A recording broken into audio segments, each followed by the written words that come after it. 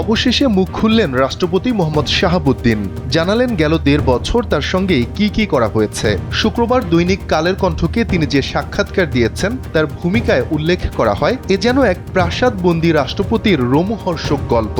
টানা 1.5 বছরের সেই বন্দী দশা আর নেই, আর সেই স্বস্তিতেই রুদ্ধকালের ঘটনাপঞ্জি প্রাণ খুলে তুলে ধরলেন রাষ্ট্রপ্রধান মোহাম্মদ শাহাবুদ্দিন। সাক্ষাৎকারের শুরুর দিকে রাষ্ট্রপতির কাছে জানতে চাওয়া হয় তার অপসারণের দাবিতে যখন বঙ্গভবন অভিমুখে মার্চ হয়েছিল তখন ভেতরের পরিস্থিতি কেমন ছিল। জবাবে রাষ্ট্রপতি বলেন, ওই রাতটা আমার জন্য ছিল বিভীষিকাময়। তারা গণভবনের মতো বঙ্গভবনেও লুট করতে চেয়েছিল।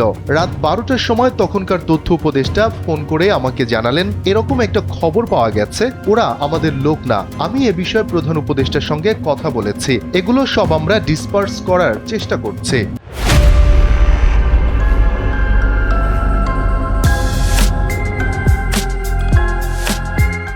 তারপর দেখি কিছু স্থানীয় লোক এসে ওদের নিয়ে যায়, কিন্তু কিছু লোক আবার থেকেও যায়। তাদের সরাতে রাত 2টা বেজেছে। সেই দুঃসময়ে কারা পাশে ছিল এমন প্রশ্নে রাষ্ট্রপতি বলেন, আমি নির্দ্বিধায় বলতে পারি ওই কঠিন সময়েও বিএনপির শীর্ষ নেতৃত্ব আমার পাশে ছিলেন। তারা তখনও সংবিধানের ধারাবাহিকতা অক্ষুণ্ণ রাখার বিষয়টি আমার কাছে স্পষ্ট ভাষায় ব্যক্ত করেছেন। বিশেষ করে বিএনপি চেয়ারম্যান তারেক রহমানকে ঘিরে আমার মনের মধ্যে অনেক কৌতূহল জমা ছিল, কিন্তু আমি পর্যায়ক্রমে বুঝতে পারলাম তিনি খুবই আন্তরিকতাপূর্ণ মানুষ। হি ওয়াজ সো কার্ডিয়াল। আমার দুঃসময়ে বিএনপির সহযোগিতা শতভাগ ছিল। কারা আপনাকে অপসারণের চেষ্টা করেছিল এ বিষয়ে জানতে চাইলে রাষ্ট্রপতি বলেন, মূলত গণ অভ্যুত্থানের কিছু নেতার চাপে আমাকে অপসারণের উদ্যোগ নেওয়া হয়। এই বিষয়ে রাজনৈতিক দলগুলো নিজেদের মধ্যে দীর্ঘ আলাপ আলোচনা করে একটি সিদ্ধান্তে আসে। এমনকি অন্তর্বর্তী সরকারও একটা সিদ্ধান্তে এসেছিল, সেটা হলো যদি রাজনৈতিক দলগুলো চায় আমি অপসারিত হই তাহলেই শুধু আমি অপসারিত হতে পারি, অন্যথায় নয়। পরে দেখতে পাওয়া গেল এই ইস্যুতে 2টি গ্রুপ হয়ে গেল। গ্রুপে মিটিং হলো, আলোচনা হলো, তারা বিভিন্ন দল ও জোটের কাছে গেল। তখন এরকম একটা অবস্থা ছিল যে কোনো মুহূর্তে মেজরিটি হয়ে গেলেই আমি অপসারিত হয়ে যাব বা আমার মনস্তাত্ত্বিক দিক ভেঙে যাবে। তখন তারা আমাকে অনুরোধ করবে পদত্যাগের জন্য। কিন্তু বিএনপি থেকে উচ্চ পদে আসীন নেতা আমাকে আশ্বস্ত করেছিলেন, আপনার প্রতি আমাদের সমর্থন রয়েছে, আমরা সাংবিধানিক ধারাবাহিকতা অক্ষুণ্ণ রাখতে চাই। কোনো অসাংবিধানিক উপায়ে রাষ্ট্রপতিকে অপসারণের পক্ষে নই আমরা। আমি বলবো যে বিএনপি ও তাদের জোট সঙ্গীরা একটা গ্রুপ হয়ে যায়, আর আরেকটা গ্রুপ হয়ে যায় তাদের আপনারা সবাই চেনেন। তবে তারা শেষ পর্যন্ত সফল হয়নি। উদ্যোগটা ব্যর্থ হলো বিএনপি ও তাদের জোটের কারণে। একটা বৃহত্তর রাজনৈতিক দল যে স্ট্যান্ডটা নিয়েছে সেটাকে সরকার তখন সমর্থন করতে বাধ্য হলো। রাষ্ট্রপতিকে তখন কে সাহস জুগিয়েছিল এর জবাবে তিনি বলেন, সত্যি বলতে একা আমার পক্ষে মনোবল ঠিক রাখা কঠিন হতো যদি না অনেকের আশ্বাস বা অভয় বাণী না পেতাম। বিশেষ করে বিএনপির সর্বোচ্চ পর্যায় থেকে আমাকে এই বলে আশ্বস্ত করেছিল যে আমি যেন সাংবিধানিক ধারাবাহিকতা রক্ষায় অবিচল থাকি। কোনো অবৈধ উপায়ে রাষ্ট্রপতি অপসারণের পক্ষে নয় তারা। এছাড়া 3 বাহিনীর পক্ষ থেকে আমাকে সর্বোচ্চ সমর্থন দিয়েছে। তারা শুধু একটা কথাই বলেছে, মহামান্য আপনি হচ্ছেন সশস্ত্র বাহিনীর প্রধান, আপনার পরাজিত হওয়া মানে পুরো সশস্ত্র বাহিনীরই পরাজিত হওয়া। এটা আমরা যে কোনো মূল্যে রোধ করব। শেষ পর্যন্ত তারা এটা করেছে। তারা বিভিন্ন সময় আমার কাছে এসে আমাকে মনোবল দিয়েছে। শুধু তাই নয়, অন্তর্বর্তী সরকারের ভেতর থেকে আরেকবার আমাকে অপসারণের উদ্যোগ নেওয়া হয়েছিল বলে শুনেছি। তখনও 3 বাহিনীর প্রধানরা আমার পক্ষে অবস্থান নেন। তারা তাদের এই অভিমত অন্তর্বর্তী সরকারের প্রধানকেও গিয়ে জানান যে কোনো অসাংবিধানিক কর্মকাণ্ড তারা হতে দেবেন না।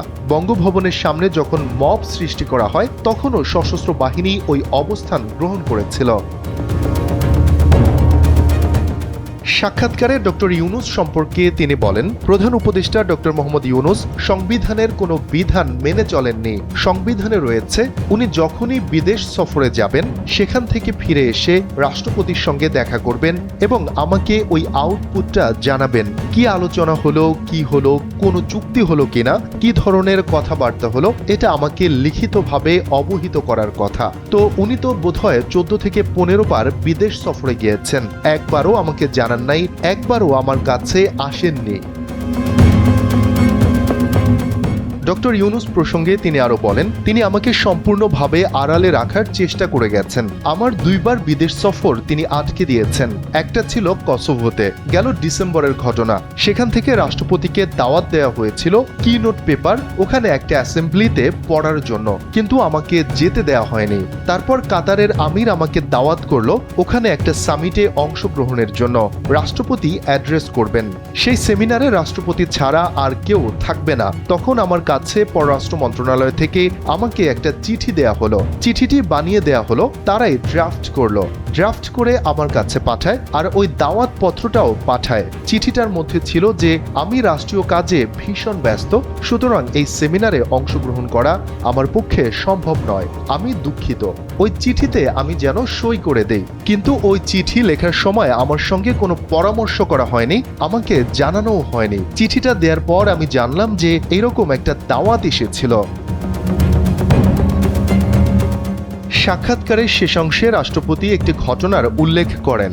জানান, একবার ঢাকা রিপোর্টার্স ইউনিটির নির্বাচনে জেতার পর পুরো কমিটির সদস্যরা আমার সঙ্গে সৌজন্য সাক্ষাৎ করতে এলেন। আমি সাংবাদিক বান্ধব মানুষ হিসেবে তাদের সঙ্গে দেখা করি। খুবই সাধারণ একটা সাক্ষাৎ ছিল, আমাদের মধ্যে সামান্য কথাবার্তা হয়েছিল, তারপর ফটো সেশন। ওই ঘটনা পরদিন কয়েকটি পত্রিকায় প্রকাশ হলে প্রধান উপদেষ্টার প্রেস উইং তা স্বাভাবিকভাবে নেয়নি। জোর করে ওনারা খুঁজতে থাকলেন যে বঙ্গভবনের প্রেস উইং এর কে এই কাজটা করেছে। আসলে প্রেস উইং এর কেউ তো এই কাজ করেনি। আমি নিজেই সাংবাদিকদের চিঠি পেয়ে তাদের আসতে বলেছিলাম, কিন্তু তারা অত্যন্ত নির্লজ্জভাবে পুরো উইংটাই প্রত্যাহার করে নিয়ে গেল। জানান, এখন রাষ্ট্রপতির কোনো প্রেস উইং নেই, এমনকি 2জন ফটোগ্রাফার ছিল যারা 30 বছর এখানে কাজ করেছিল, তাদেরও প্রত্যাহার করা হয়।